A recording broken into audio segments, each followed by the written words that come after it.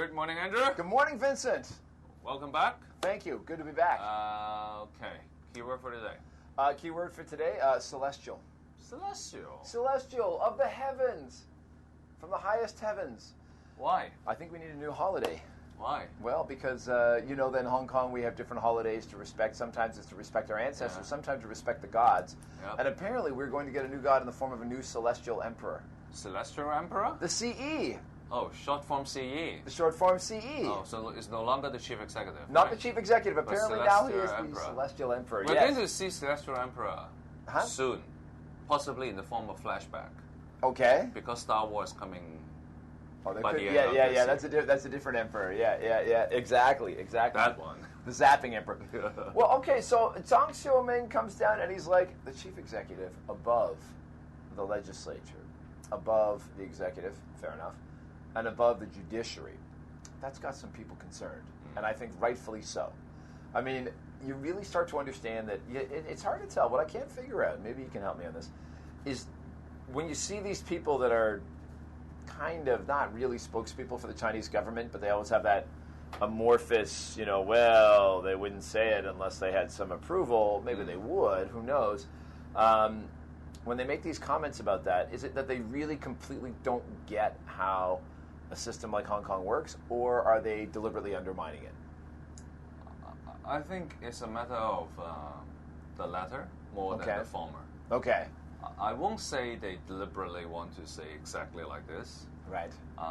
But they definitely want to spice things up. This is in his speech. Okay. Yeah. It was in his speech. Yes. He said he knows this is controversial. Yeah. He wants to raise this so that people can have a debate on this one. Okay. Yeah. But it's certainly generated some debate over the last couple of days. Yeah. I mean, so this is a really interesting. But I understand that there might be some political agenda on this one. Yes. Because of the day when people rush into the plaza. Yeah. That was like almost a year now. Yeah. So he wants to just remind people. Coming up on the 1-year anniversary of Occupy Central, and he's reminding us... Who is the authority? Who is the authority, yes. And I think the thing about it is that even the people in the chief executive's camp, like Rimsky Yuan, have had to try and backpedal or soft step. Usually when somebody makes a mistake, they are the ones in politics that have to backpedal or reel it back in. But it seems like these guys from China say something, and everybody in the chief executive's camp has to be like, no, he didn't really exactly mean that. And of course, we still have an independent judiciary and all that. I mean, it seems like somebody else has to reel back in their comments, which is very unusual. Well, interestingly, I think he said it in a speech. Yeah. So he must carefully choose the word, His right? plan. Yeah. So I don't think he misunderstood it. So possibly undermining it. Right. But by undermining it, I think he still do it carefully. Yeah.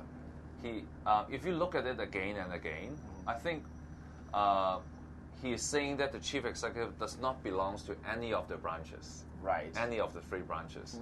And the key message is, possibly one of it is that it's not really the above, but Hong Kong does not design under the premise of separation of powers.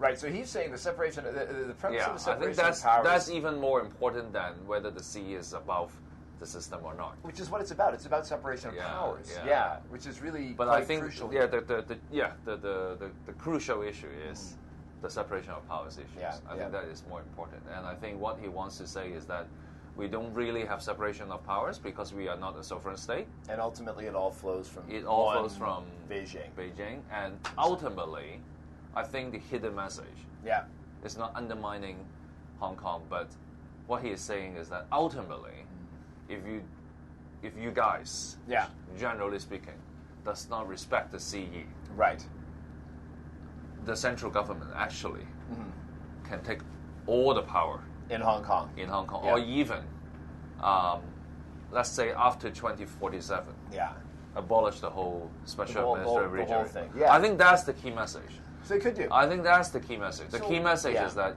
if the CE system doesn't work, if you guys still want separation of powers in the form of a sovereign state, then possibly when the contract is gone by 2047, we'll come up with an entirely new system. I think That's the message. That's the message. Okay, so assuming that's the message, does he know how that lands on people here when he says, "Oh, that the chief executive that he didn't care"? Yeah, I can reasure you that he didn't care. That's all anybody cares about here. Jiang Xiaoming is definitely was sent out to be the firewall of the engineers behind. Right, the technocratic engineers of the Communist Party. Yes, But so he wants to do the fireworks and see how everyone responds. Right. So someone at the back is going to respond later, or even much later. It should be quite predictable, though. Like, to say he's chief of the executive, well, fine, it's his cabinet, of course. But to say the legislature, even the DAB, I think, are getting a little antsy when they hear stuff like that. They're like, wait, we at least have to pretend we have a job. And then the judiciary, that's when you get full freak out, because it makes it sound like, the chief executive can ring up the judge and say, hey, change your decision in favor of my buddies. And that's when the whole thing falls apart. I did not agree entirely with Jiang Xiaoming, of course. Yeah. But the key is, consider what is happening right now there. And at the university. It's not the filibuster that I'm concerned. But in a way, the CE is not above the system. Right. He's kind of like separated from the system, right? Yeah, like a branch of government. Yeah, he is. Yeah, no AOs really wants to work with him. Too difficult.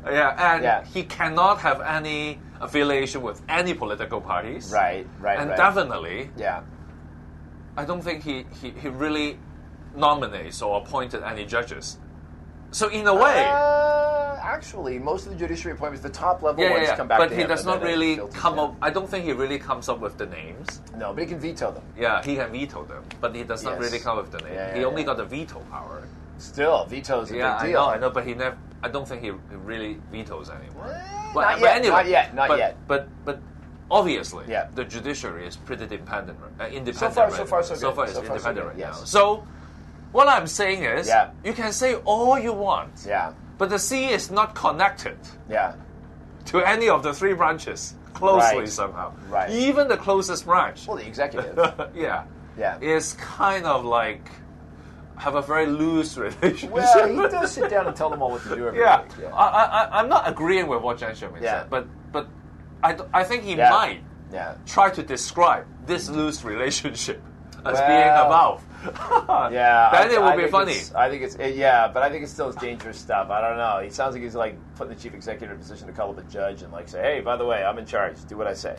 Change that decision. But I know. But I agree. We should all watch out for that. But the political reality is, actually, the CE does not have any close friends. He does not even have any working partners or close working partners of the three branches. And for me, I think it's more on the message, not on this CE. But by the end of... For the next one? No, not that one. But by the end of 2047. That's what I'm thinking right now. Well, I'll be curious. Of course, you can say it's for the next CE. So what China is saying is that we need a CE that closely follows the footsteps of the Communist Party of China. Perhaps that is what the whole point is. Could be. If you want to run for CE, or even if you're thinking challenging Siwa Leung, then you better listen to Jiang Xiaoming. I think that's the message. You think that's the message? That could be a message. All right. Well, I'm going to be looking out for candidates in the future. If that's one thing, I as a Hong Kong person, maybe next time if you ask the candidates, do you like Jiang Xiaoming? Do you like what he said? Of course. Or they'll be like, I plan to establish a working relationship. That's the kind of thing. The kind of diplomatic talk you would expect. What I'd like to see is a candidate who says, rule of law, separation of powers. I get it. So we'll have to see. But I mean, that was one that I just wanted to talk about. This is a very interesting test. It's a typical test for Chinese emperor in the past. Okay. Send out someone very controversial. And see what happens. And see what happens. Kick things up a little bit. Kick things up a little bit and see what happens. Say what? What did they do? And then he will know who are the allies. Right. And who are the foes. I think this is... So then maybe the thing to do... This is also part of the tactics. So the thing to do is not watch the predictable players, but rather watch all these putative CE candidates and see how they react. Yeah. Okay. That'll be one to watch. All right. Cheers.